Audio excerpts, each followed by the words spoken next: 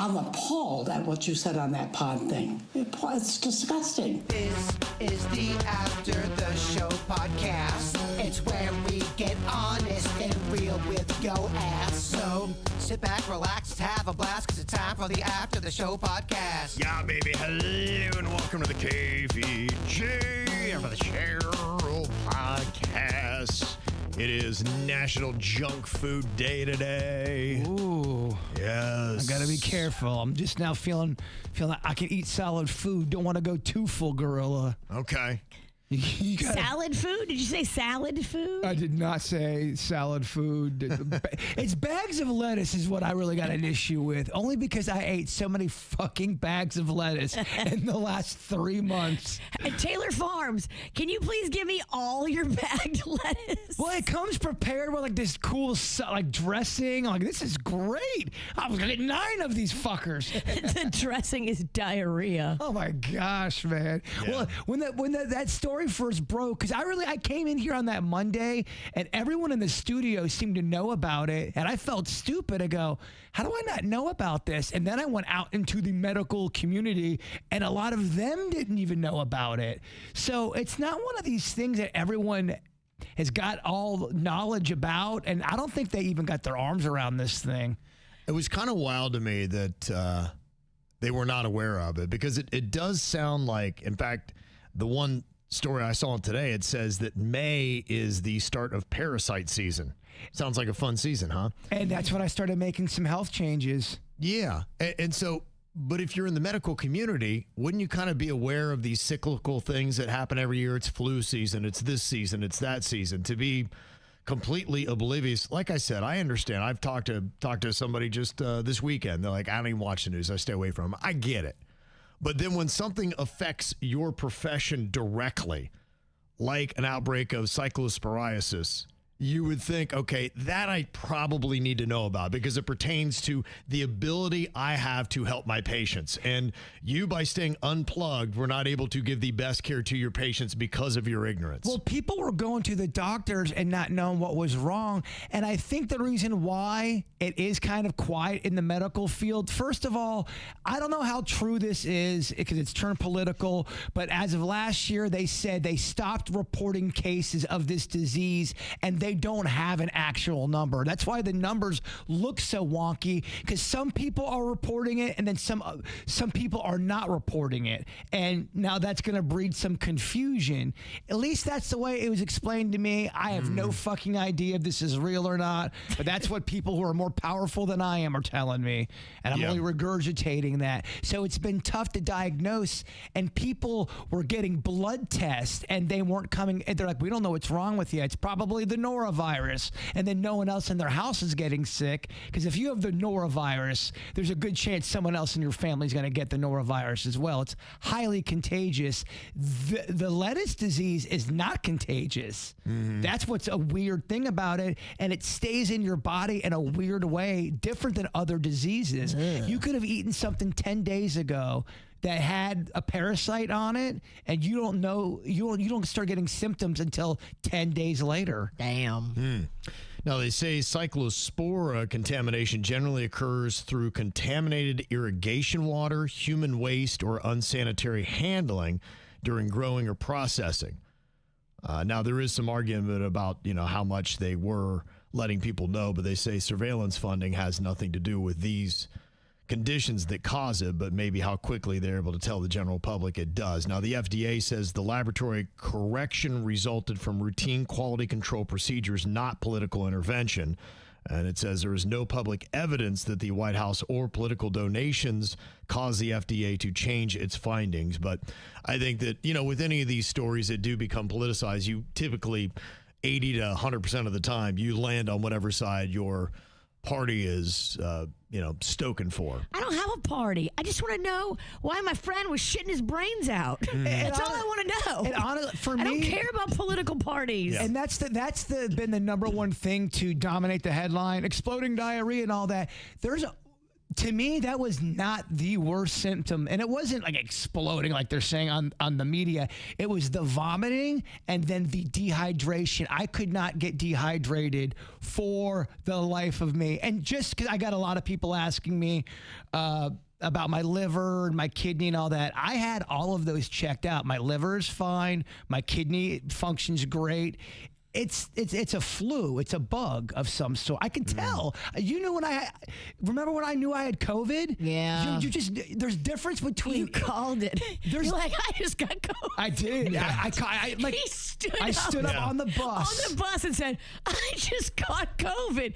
And damn it, he was right. I was right. I tested positive the next nobody day. else on the bus, including the guy he was sharing a weed pen with, had COVID. It was crazy. It's amazing, yeah. 'Cause I was so relaxed on that bus and just shooting the shit, chilling out. We just got done watching the Bare Naked Ladies concert, and I stood up and go, fuck y'all, I got COVID. I just got COVID. Ain't nobody got time for that. And Virginia, it's like, you'll be all right, babe.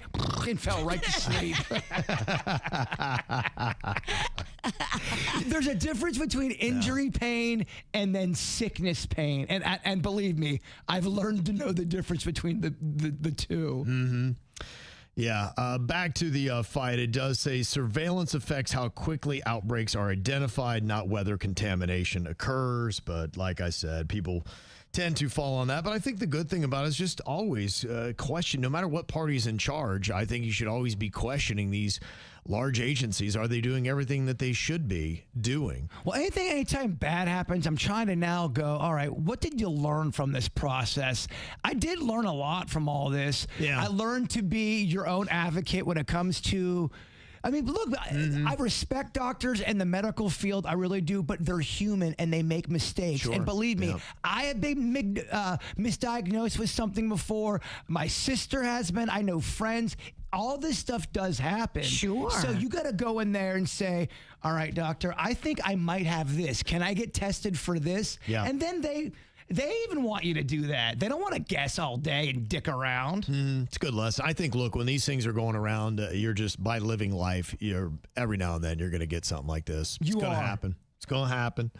Jacqueline said, thank you for questioning recommendations, protocols, and entities such as the American Heart Association. I'd hope that we could trust organizations like this, but these organizations have only gotten richer, and the American people are in worse health. There's too much money flying back and forth at the very top of these organizations. We have to do our own research. And Amen. I think that came off of their recommendation of going up to 5 cups of coffee a day, or I think it was 400 milligrams of caffeine. They said if you can handle it, they are cool with that, and they were talking about how it has benefits to you. It's either 5 cups of coffee or 1 bump of cocaine. If I do 5 cups of coffee, you guys will want to stab me in the neck. You guys would commit me. Yeah. You guys would go, oh, he's finally fucking broke. Get the straitjacket. Like, what the fuck are they talking Give him about? that straitjacket now and put him in it. He's gone. He's finally cracked. Yeah, I guess that stuff, just like with everything, it affects everybody differently. It does. You know, and how you do. I knew a guy that could drink. I mean, I'm talking not decaf, regular, just hard, straight black coffee, and he would drink it all through the fucking day. We're talking like 9 cups of coffee. Didn't seem to have. He loved it. I think part of it has to do with tolerance too, and I just think that's it. I think that some people build up that caffeine tolerance and they're used to it, and then you ever see them when they don't have caffeine, and then they start. My husband looked like he was coming off of a heroin addiction. Right. Yeah, his headaches and his grumpy, and he's like, "Oh my gosh, I just feel like every muscle hurts from not having the energy drinks." It really is a weird thing. What's stronger, coffee or soda? Coffee, probably.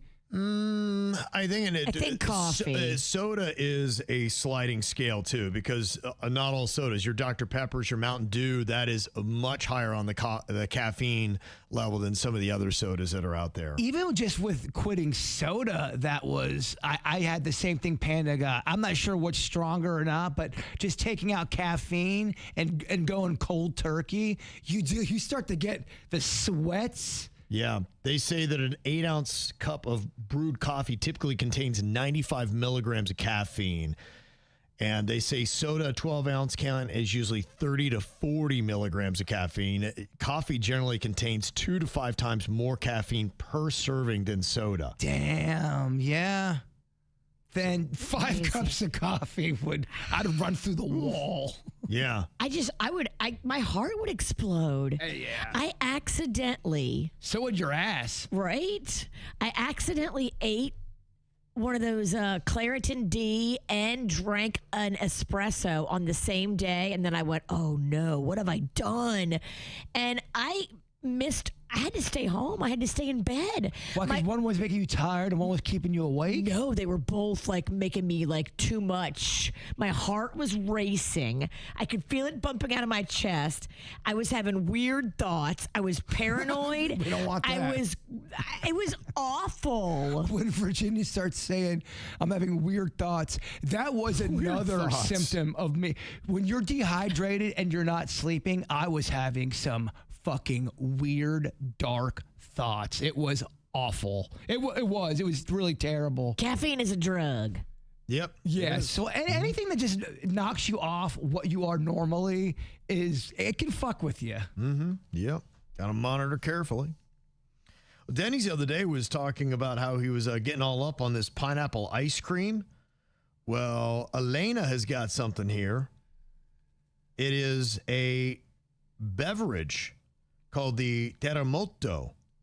It is a drink that Chileans eat, and her husband is, and whenever they have a party, they mix this up. Now, terremoto in Spanish is earthquake. It's so good, but you will get very wasted, she says. Please try this drink during a do-it bitch or during one of your bits. You'll love it.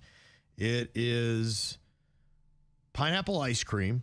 It's the key ingredient to give it its unique and creamy texture. Then you put in white wine, like Moscatel or Pepeño, typically used as the base for the drink. It's available in the U.S. Then you have a diabetic coma. Oof. And there's more to put in this fucking thing? Yeah. And then grenadine. Oh, my Sweet and gosh. non-alcoholic syrup commonly used in cocktails and mocktails to add a vibrant red color and a hint of sweetness. To me, that's a good... That does not need any more sweetness. That's a good one-off drink, and that's it. So I would go. My mom used to make like a punch, and she would put sherbet and I my put grandma sherbet. grandparents loved the old sherbet. Sherbet punch was a beverages. thing It was. back in the 70s. That was a thing. It was also a remedy if you were sick. Oh, you're sick, you have a fever, get them some sherbet. In my family, you got sherbet when you were sick. Sherbet was a thing. Loved it. I like it when you add it to like a little dry champagne, a little dollop of sherbet. Okay. I don't like my alcoholic drinks thick and like a meal. I want it to work. You want it to suck down quick. Yeah, I want to fucking relax and chill, bro. I don't want to all of a sudden have ice cream belly and sitting at a booth somewhere. You don't want to drink a meal. No. You want it to be smooth like a banana daiquiri. That is a thicker one, and I did have my reservations on that. I fucking love that drink. I thin that shit out with rum. I do love that Rum drink. is the thinning agent. That's a fun drink because it's almost like the everlasting gobstopper. It never ends. Because I keep refilling your cup Are when you put it down. 'Cause honestly, the last time you about Cosby'd my ass, I felt like I was like, why is the Don't room- worry, you're not going to wake up with your pants off. I just the one you had at your naughty party. Oh, the yeah, one that like- was a strong one. That was a strong one, and I'm like, why am I fighting with 3 people right now? Oh, that's right. Virginia gave me a bar and a glass. That wasn't a banana daiquiri. That was a purple drink. That shit knocked my dick in the dirt. That was a purple drink. What's in the purple drink? So that one is more of a fruity base, like a berry-based drink, as opposed to a banana cream, which is the banana daiquiri. You could smell. The one she made me at her naughty party. That thing, you could smell it from another room. It's a purple drink, and it's got a blackberry crown. It's got Tito's vodka. It's got cranberry juice. It's got a little grape juice. It's got a little wine. I never had a fucking shot. I never had a chance. No, right out of the gate. You might as well call that turn yourself into a werewolf in a cup. Yeah. I Oh, man. Yeah. Boy, was your boy howling that night. Yeah. She knows how to make it happen. Remember Panda had to go to bed early, too? Yeah. Panda left the naughty potty at like 9:15 p.m. The only That one was it, huh? He went upstairs and tucked himself in. Only one with some damn Smart man. sense, man. I Yeah. should have went in bed with him.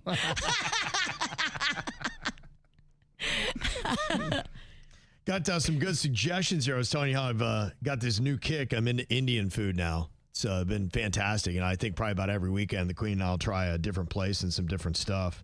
As I get into it, I was just like, man, 2 really solid rounds. I'm ready to keep going. I love Indian food. Yeah, me It's too. good. Yeah. So I've got some good suggestions on places to check out and some other ones that have some names. Now, I don't know how to pronounce any of these correctly, but there's a cubed cheese and a spinach puree. It's like sag paneer, SAAG. Wouldn't even know how you pronounce that. A lamb vindaloo, which is a spicy gravy with potatoes. Choose any meat, but we love the lamb. A chicken tikka masala, which is a tomato-based gravy that isn't as rich as the butter chicken. And a dal tadka, a yellow lentils curry. That's the thing. Boy, I'm getting those lentils. Lentils. I love, man. Get Wow. mental with the lentil, my friend. And they're good for you. They're always on that list of, I think I'm dying, I better eat something healthy. Lentils is always on the list. Okay. And they say, Kevin, you've got to get to these 2 additions, the Raita, R-A-I-T-A, the white cucumber yogurt sauce that you dip to help cool it down. Oh, yeah, that is good. And then the onion chutney, which is tomato-based spicy raw onion. Think pico de gallo that you put on top of each bite to give it a fresh crunch. There was an Indian restaurant by where you live at in the villages. I don't know if it's Village there Commons. anymore. It is. Yeah, I They- believe they- so. they- I don't know. Maybe it's not. They changed that a little They bit. had an Indian buffet at one point. Yes. And I get down there and There's a couple places. I would have it sporadically. I'd been there one time. I've been to a couple other places before, and my wife just suggests. I'm like, man, that was above. You know what? I think made the difference. That naan bread, the NAAN. Yeah. That I think was really When it's hot. Well, I was taking it was like hot, and I was taking just grabbing chunks of that whatever the soup stuff was. I'm like, this is fantastic. that's how you do it. That's how you Yes. put on 15 pounds. Yeah, I'm gonna. I could easily get down on that naan bread and then look down and be like, what happened? They do say lentils can be a little fattening, but I don't know if it's good fat or bad fat. I don't know. Yeah, it's probably not great, but The lentils are better than the naan bread. I can tell you this much: if I'm eating lentil soup, it's better than the Cool Ranch Doritos I was going to eat. True. Yeah, yeah. And then they like to spread a tad of shredded mozzarella cheese on the naan and lightly bake it. Okay, they got some big moves there to make it probably less slim. to make it cheesy bread. Yeah. Oh, right. that's I don't do the diet Indian food. I get down on some the good Let's shit. Americanize this and make it twice as caloric. Thank you for the email from Louisville, Kentucky. Louisville, Kentucky. What y'all know about Indian We food? got some big numbers in Kentucky. Do we? We got that email. We've got your sister. That's true. Those are good numbers. When she listens. Yeah. I think my sister in New Orleans listens a way lot more than my sister in Kentucky. Yeah. Kentucky's got 3 kids still in the house. That's just chaos. Does anyone in your family ever listen, Kev? No. My wife does. That's Queen good. listens. Yeah, Queen listens. Caitlin listens. She's there. My son Colin used to, I think so. Cannon, I don't think ever does. Cannon, I understand, and Colin, I definitely understand.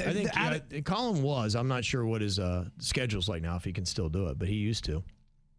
Yeah, I got pretty good support. I don't think my dad ever listens, which is a good thing. I'm Yeah, glad. it's a better thing. I don't want your dad thinking bad about me. Because I loved hanging out with your dad. I had a good dude. really great time hanging out with him. Yeah, he's a good guy. Yeah, I hope to get up to see him again soon. Yeah, what's your plan on that? I thought you were making a little late summer plan to see Dad. Yeah, I think what we're going to do is we're probably going to go up for the first Ohio State Buckeye game, which they're playing just a team they're going to destroy. Yeah. And tickets will be a lot cheaper. LSU, same thing. McNeese State. Right, exactly. So they've got their sacrificial lamb they Yeah. start off the season with. Is that still cozy for you to go see, though, even if it's a team is, they beat up? Because what it is, you get lower ticket prices. you still get the environment because it'll be the first game of the year. Everybody will be so jacked up. Like in Columbus, when Ohio State starts to see, that's the whole year. And so the weather's going to be nice. weather will be nice. So you'll get all that experience. And like I said, we're hoping to maybe take my son and his girlfriend. She's never gone. So, I don't think she's that much into football that she knows the difference. They could be playing Texas or they could be playing Ball State. She'll still be equally as They excited. could be playing the Texas or the Snack Pack, and she would have no idea. I have no idea. No idea. I would love to see the snack pack suit up. We would fucking be dead in, I think, 3 minutes.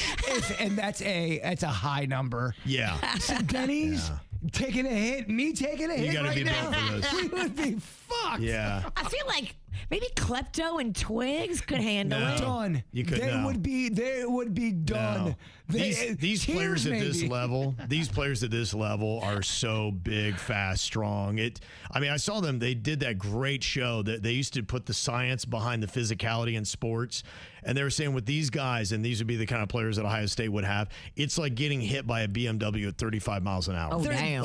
It's like a car accident every time they have open field to get you. And the longer they have to run, the harder the impact is. They're like bouncers with talent. Yes. Yeah, no, it would shatter me. Like, I don't think if I got hit really good, I'd be laid up for a while. Oh, if a primed NFL player just tackled anybody on this show, we're not coming into work for at least a month. And that's... You'll click in a way your body's never clicked after that. Yeah. It will do permanent damage. I've been hit hard by some big boys, and let me tell you, it is a different kind of feel. It kind of knocks your soul out of your body. You're like, what the fuck happened? Yeah. Well, it's unreal just what they've done with human physiology. And, I know some of it you could say that it's enhancement, but, a lot of these guys, it's just the techniques and the methods are better. I mean, that guy that broke the record for the fastest mile. Crazy. He beat the old record by almost a minute. Wow. By 45 seconds. To me, that's insane. That's a record I don't think will ever be broken. But then again, who they knows? said no one would ever. They thought the peak of human physiology was a 4-minute mile. And then Roger Bannister beat that, and they're like, oh my gosh, this will never happen again. And now look, it got broken again in 99. Now it got broken by 45 seconds. I would never say never when it comes to human physiology, but I mean, how wild is that? I mean, how freaking fast and strong and big are we going to get as a species? Because we are at a different level now than where we were 100 years ago. And we're sure he didn't have on like go-go gadget sneakers with like a spring in them. I think this is a legit record with a legit organization. Their testing, their everything is pretty stringent. No, you're right. I was It wrong wasn't to like say a dude that. who was at his high school that's like, no, trust me, it was good. You never say never. Only a Sith speaks in absolutes. That's Yes. on me. That's Right. on me. My Yeah. bad. So, yeah, but I mean, it was unreal how fast this guy was getting it. I mean, it was in a stadium. It was as sanctioned as it could get. So, Scottish athlete Josh Kerr broke the 1-mile record time of 3 minutes and 42 seconds. Oh, Kerr. Yeah. I hate it. Yeah. Yeah, 0.45 of a second, sorry. Yeah, but it's still a big gap and an amazing feat that he did. So, yeah, it's crazy. Yeah, there's one of these people. This is the latest prank that a lot of people play. They try to claim that they're time travelers and they're back, because everybody's all into thinking that there's interdimensional time travel and all that kind of stuff. It's very confusing because you don't know if they recorded any of these things before they went on this time travel trip. I wasn't ever into the whole different dimensions and all that stuff. Yeah. I'm open-minded to some of it now. Yeah, I mean, it might explain some of the stuff. I don't know if we'll ever know, but it's interesting fodder for discussion. I'm cool if I don't get any answers while I'm on planet Earth, but if I die and it's just fucking worms and curtains, that's all it is. I get no answers. I'm gonna be pissed. Yes. It's like, what the shit is all this? We just end up here. We never get the answers. What are we? What are we? Are we just a freaking show? I Well, we are a show, the KVJ Show. There's the curtains. Right. No, but Pull back the curtains and we're just the show. Don't you want answers, or at least some kind of something Yeah. of knowing why we're here, you what want- all this is? You want to believe that there's something after all this too, that, we've gone through all this and then on the other end is peace and love. You being a man of faith, Kevin, do you ever, does your faith ever waver at this point in your life? I'm sure when you were younger, you would have times you go, I don't know, I might die and that just be it. But now, being older, do you ever find that it wavers, or do you feel like you're 100% always having faith? I think where it is, I think my faith is stronger than it's ever been, but I also leave a lot of leniency for how God might accomplish things. Just because maybe the traditional way I was taught of how God did it, I would never want to put God in a box and be like, he couldn't use any of these things. Don't put God in a box. Don't put baby in the corner. That's right. That's how I should put that on a shirt. Man, now that has a chance of probably not doing that much. It's not that Right, good. yeah, no. She had a better one with yesterday. Stay in the vulgar lane. That's where you shine. Okay. Don't twist my arm. Yeah, if you say so. If you say so. So I think there's a lot of different ways that God could accomplish a lot of the same things. So I'm open to the interdimensional UFOs, time travel, all that kind of stuff. So, it could be, who knows? I just like when people say, I don't know, but this is what I believe. That to me, I hate when people say, I know the answer, because I don't think anyone knows the answer. True. I think that the level of what we don't know would completely destroy our minds. And I think that a lot of it's been withheld because we just could not handle the truth. Yeah, I think you're right. I think there's a big part of it. I mean, that is a verse in the Bible that God just basically says, in a sense, I'll abbreviate. Basically, you motherfuckers are stupid. I know some shit. Yeah, and there's a big gap between our knowledge and God's. God's like, y'all, let me cook for a little bit. Let me just do my thing. You're not here on this planet to understand everything. That's my gig. So, and I yield to that, but still, when it's all over, I want to know what the hell was this. I do want that. Yeah. I think it's healthier to question things. I think blind faith can be dangerous. I think that's why I got turned off from religion, and that's the one thing I think has gotten better with religion. At least where some of the stuff you've talked about. Back then, if you asked questions about religion, you're like, don't ask that question. Right. Or they'd give you some runaround answer, and then you'd have a follow-up question, and then you were almost kind of like, scram, kids, sit back down, stop asking questions. The reason why they typically do that is because they don't want to put in the work themselves and try to fully understand and explain their faith, which is just laziness in it. And ultimately, what you should do, I ultimately question my faith every day. I'm looking at trying to answer every question that somebody could come back at me, because if it's the most important belief system you have in your life, you better be able to defend it and understand it. And I'll be like, there are some things where it's like, I don't have the answer to that, so I got to go and cruise on faith a little bit. But whether it be other religions or whatnot, in fact, I'm studying a couple of religions right now. Just be like, okay, what do they believe and how's it different than me? And why do I believe in what I believe more than I believe in what they believe? I love learning about someone's religion. I really do. I'm quite interested, and I like to know what people think what happens when they die. I know that sounds like a morbid question, but it's really not. I'm curious to see what other people believe. I know what I believe. I want to see if it matches up with anybody. And look, if you're in the right faith, you should solidify your faith. And there are people that leave their faith because they discover some things and they say, wow, the more I understand it, the more this doesn't jive with what I think or how I feel. So, I think that's why you got to really get to a point in your life. And I think it's one of the most important things everybody should investigate, because I don't think there's a more important decision you'll make in your life than this. But I mean, you should investigate anything you believe in, so you know what the fuck you're talking about. You should. Yeah. So if any person in any faith ever like, oh, don't question, it's just, it is what it is, and I would get out of that faith. But I feel like that's definitely more old schooly. It is. It seems like to try to get people into the church and into believing and stuff like that. It was easier that way. Yeah. They don't want to try to answer any tough questions, and they should be. That should be their job. Now, with the time traveler stuff, I'm seeing people that are predicting stuff, and this guy was talking about how nothing too radical you haven't heard. We're going to have chips in us. We're going to be plugged into computers. We're going to this. We're going to that. That was kind of basically where it was going. And it will be interesting. I just wonder, because technologically, think about how fast things have sped up. We got the smartphone just after 2010, right? 16 years. Think about how much that's radically changed our society. Big time. And then imagine what's coming in the next 20 years.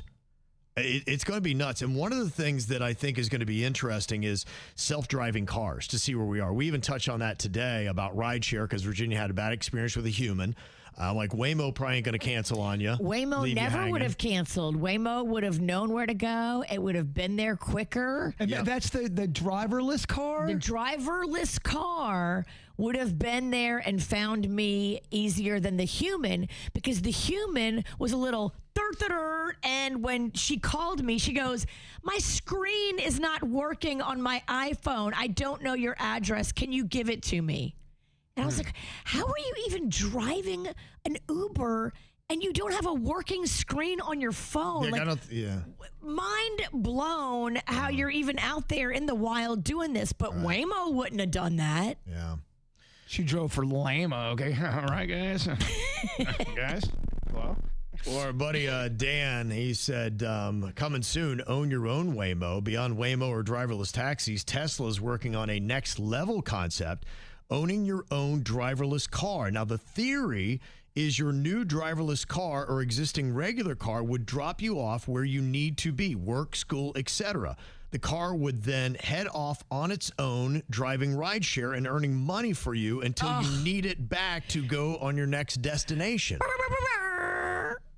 That sounds amazing. Sign me the fuck up. Now, he said there are likely years and years of regulatory and technological delays ahead, but they are actively working on and building the cars in Texas, along with automated cleaning and charging hubs that would not require human intervention. Whoa. Which is insane. And then I saw this tweet the other day that said trial lawyers and are lobbying against self-driving cars, arguing that they threaten auto accident litigation. And luckily, when I saw this tweet, I was sitting down watching some World Cup action with our friend Brian Lebovic, who is a personal injury law expert. Yes, and I was asking him about this because all I hear, and my dad was an attorney, so a lot of times, and especially just being in this profession, we're now trained to think liability first. Right. And I got Brian on here. He was nice enough to jump on because he's going to explain all this stuff a lot better. If I tried to recap our conversation, I would butcher, and he'd be going, "I didn't say any of that, dude." Stop talking for me. Yeah, so I brought Brian on here. What up, dude? Hey, how are you guys this morning? It's so good to hear from you. Great to hear from you. Now, lay this out for me, because as I'm hearing this, and let's say this worked, to me, I can't iron out the liability with this. Now, when you and I were having a conversation about this and where the liability lays now, you would come up, because I've never been in a self-driving car, never been to that. But we had one guy that was sitting with us, Augie, was saying that, yeah, if you covered your face for even a couple seconds, it will disengage the self-driving, and you actually have to keep your hands on the wheel, which I assume a lot of that has to do with liability, right? So you always maintain the liability so they could still sue you and not sue Tesla. Is that partially why that might be done? Well, where we stand right now. So what's interesting, one of the things we didn't talk about at the soccer game, Kevin, was engineering and software. And I think that we probably need to start there. In the world of engineering and driverless vehicles, there are different levels of automation. And, you know, they have these standard levels, and they start at level 0 and they go to level 5. So that's really 6 levels, but starting at level 0.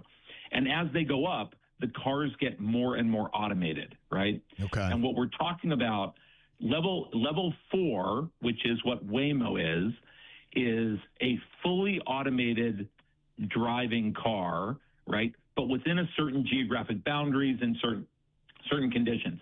So you can't take a Waymo from Miami to New York City, right? It doesn't go that far. So it's a level 4. But a level 5 would do that. It would go everywhere. It would do everything. It would be 100% automated. As you move up your automation, the human responsibility goes away, right?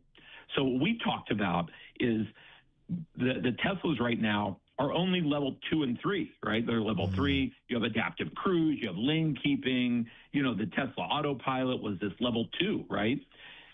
In level 3, it would take more responsibility off the driver. Level 4 is the Waymo taxis, where you sit in the back seat and they drive you in a certain geographic area. And level 5 is completely automated. And what you're talking about is the engineering backflow that Tesla put in, and other automakers did also, where they have a camera looking at you as the driver and saying, if you're not going to drive while we're driving, also, if you're not going to co-drive with us, we're not going to let you do this because we don't drive well enough for you to let go of the wheel and not pay attention at all. Okay. Yes. That's where the responsibility shifts. Okay. Mm-hmm. Now, could that ever happen where you had what Dan was talking about in his email, a Waymo car or a car that drives you all around, and then as you're working that day, it'll drive and pick other people up and make money off of fares for doing that? To me, I just see, isn't there a world of liability in a world where we live like that? Because imagine your car goes off and kills somebody, or somebody does something in your car, murders somebody. I mean, Just pisses in your car? aren't there weird things that could come up with ever getting to that world of Waymo driving us everywhere? No doubt. No doubt. I mean, we're gonna cross a lot of technology bridges now. I mean, all this stuff is crazy cool and it's all interesting. One good thing about Florida, and you may think it's good or bad, is that we have a statute that's a little bit general. It's not a very long statute. It's 316.85, which talks about autonomous vehicles. And it basically is like, Florida loves the concept of autonomous vehicles, and we're going to put them all on the road. As long as you got $1 million of liability insurance, go have fun with your car. So I think we're headed in that direction faster than other states. Wow. How many lawsuits are you guys seeing with these autonomous cars, like the Waymos in Miami? Because I rode in one, and they take corners pretty fast. If a person were to step out at the wrong moment, they would absolutely be drilled by a Waymo. So the statistics are really incredible, but and I talked with Kevin about this on the weekend. I think it's 90% less accidents in Waymo, 90% less pedestrian hits, 90% less rear-end collisions, 90% less sideswipes, 90% less T-bones, 90% less. Because it does. It sees people before maybe the human would see them. But then you Sure, still you have have morons that are on a skateboard that are coming out of nowhere.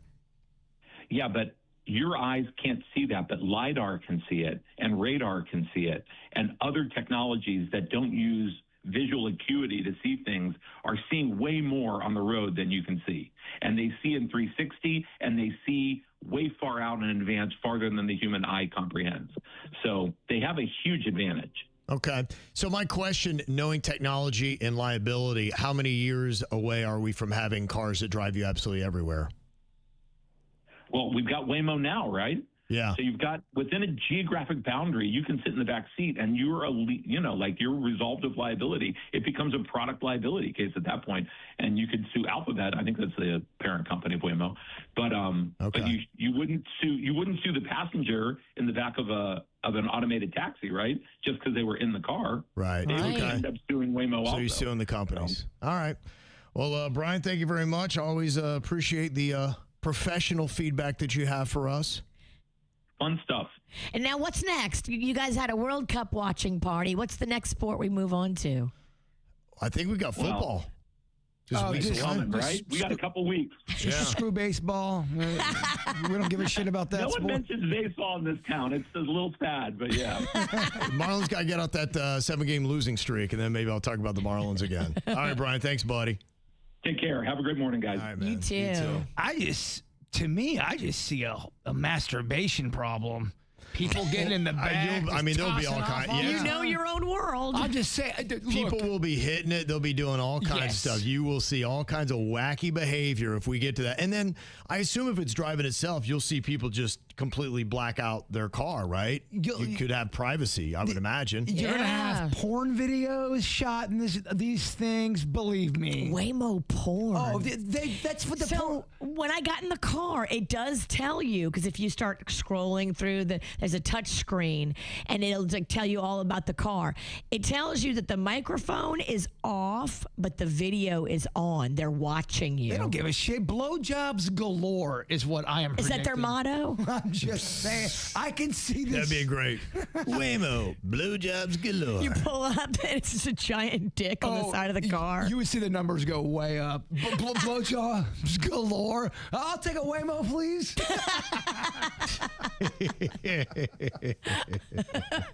But it's just you and Denny's riding. Who's got to blow who? I'm not blowing Denny's. I don't know why you always try to make me blow Denny's.